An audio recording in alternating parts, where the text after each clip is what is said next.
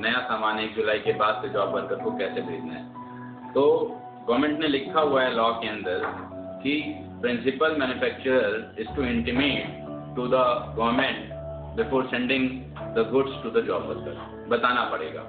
अब ये एक इम्प्रैक्टिकल सी बात है कि अगर एक जॉब वर्कर के पास में एक प्रिंसिपल मैन्युफैक्चरर दिन भर में 50 बार माल भेजता है तो 50 बार क्या फॉर्म भरेगा? नहीं। इसलिए गवर्नमेंट ने अभी कोई प्रोविजंस भी नहीं बताए हैं। गवर्नमेंट को क्या अपने को क्या करना है? अपने को ये करना है कि जिस वक्त हम जॉब वर्कर के पास माल भेजेंगे उस वक्त हम उसके लिए एक मेल डाल देंगे जीएसटी की साइट पे कि साहब हमने माल भेजा हुआ है।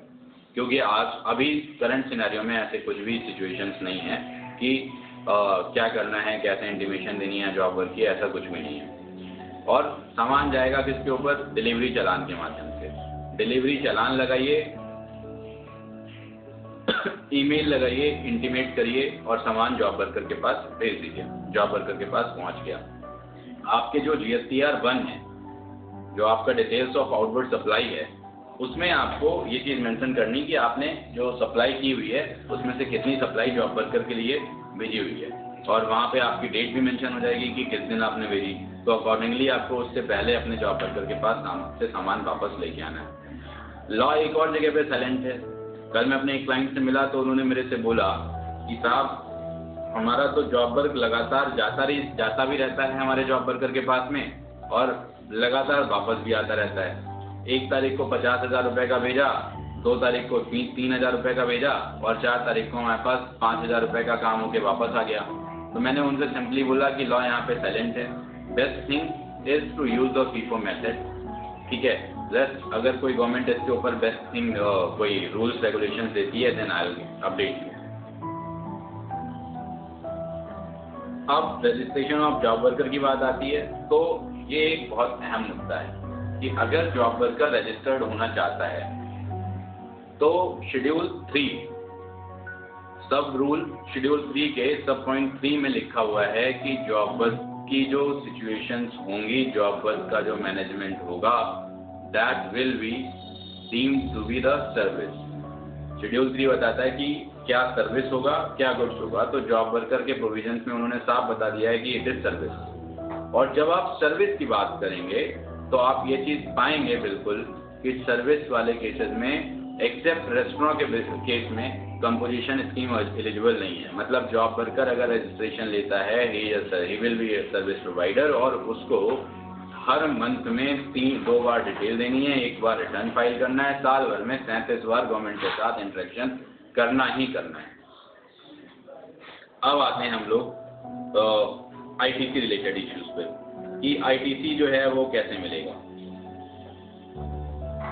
ITC जो है वो कैसे मिलेगा?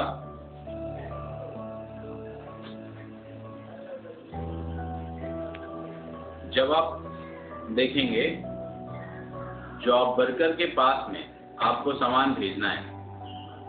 एक चीज़ और यहाँ पे देखने वाली बात है कि गवर्नमेंट ने बहुत स्पेसिफाई कर रखा है कि आप एक जॉब वर्कर से लेके दूसरे जॉब वर्कर, तीसरे जॉब मल्टीपल जॉब वर्कर्स को आप सामान भेज सकते हैं, कोई इश्यूज नहीं है।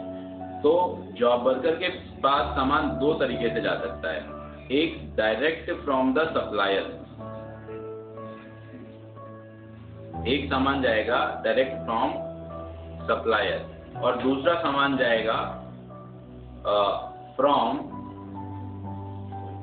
Principal manufacturer. तो जब प्रिंसिपल मैन्युफैक्चरर के पास से सामान जाएगा तो उस केस में तो बड़ा क्लियर है कि सामान पहले प्रिंसिपल मैन्युफैक्चरर के प्लेस ऑफ बिजनेस पे आया तो वहाँ पे ITC मिल गया होगा, और उसके पास से जब वो सामान जाएगा तो वो या तो रजिस्टर्ड डीलर के पास जाएगा या फिर अनरजिस्टर्ड डीलर के पास जाएगा। अंडर जॉब वर्क प्रोविजंस में जाएगा तो वो 6 महीने के साल भर या 3 साल के अंदर वापस लेके आ जाएगा, बिना टैक्स पे किए अपना सामान भेज देगा। रजिस्टर्ड डीलर के पास जाएगा, उसके पास 2 ऑप्शंस हैं कि वो या तो जॉब वर्क प्रोसीजर्स में भेजे बिना टैक्स पे किए, या फिर नॉर्मल प्रोसीजर्स में भेज दे एज अ सेल दिखा के और वापस से परचेज कर ले। बात है कि जब जॉब वर्कर के पास डायरेक्टली सामान जाएगा तो उस केस में क्या होने वाला है कि जब डायरेक्ट सामान जाएगा सप्लायर के पास में, तो जिस दिन सप्लायर के पास सामान पहुंचा उसी दिन जो प्रिंसिपल मैन्युफैक्चरर को ITC मिल जाएगी। This is very clear in the law. अब बात करते हैं ITC हो गया, time limits we have done with, documents for the transportation of 3 हम लोगों ने उसको देख लिया। वैल्यू ऑफ क्रेयंस जो सबसे पहले मैंने बताया था कि that will be added to the output of the principal not to the output of the job worker. तो 20 लाख रुपए और 10 लाख रुपए वाली लिमिट जो है वो जॉब वर्कर की एग्जॉस्ट नहीं होगी due to work done on a job work basis.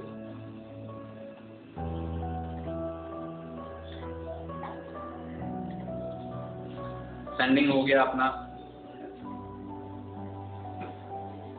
अब क्लियरेंस की बात करते हैं। जॉब वर्कर के प्लेस से आपको माल बेचने का है, तो जॉब वर्कर के प्लेस से आप माल कैसे बेचोगे? आपके पास ऑप्शन है कि आप जॉब वर्कर के प्लेस से माल वापस लेके आ जाओ, पहला ऑप्शन।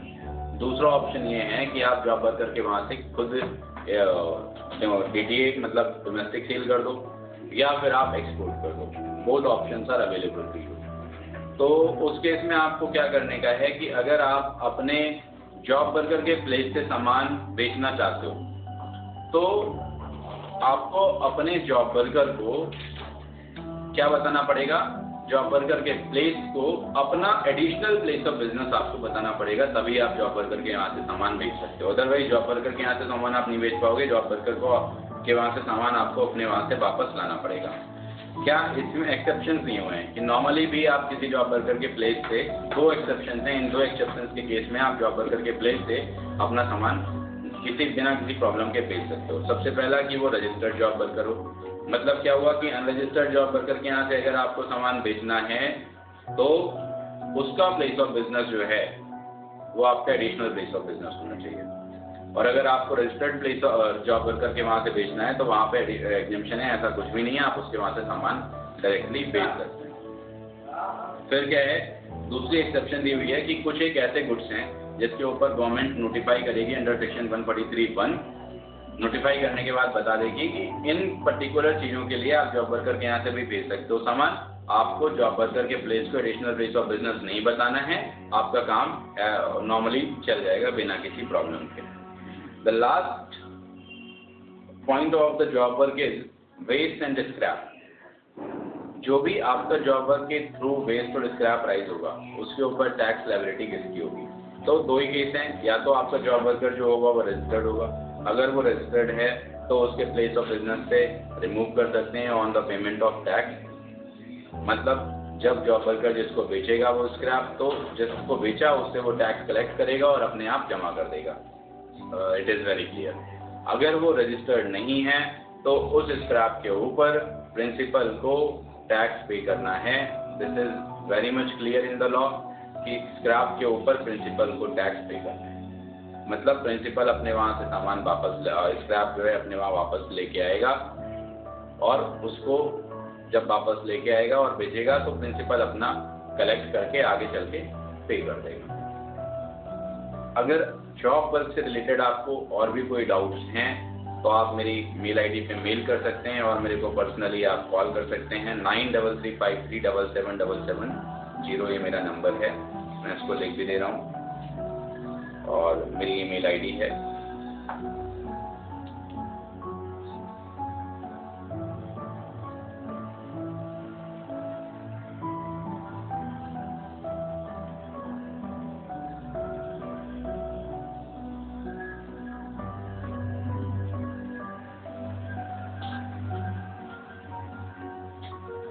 tourist@gsp.it@gmail.com। या आप मेरे को कॉल कर सकते हैं 9335377770।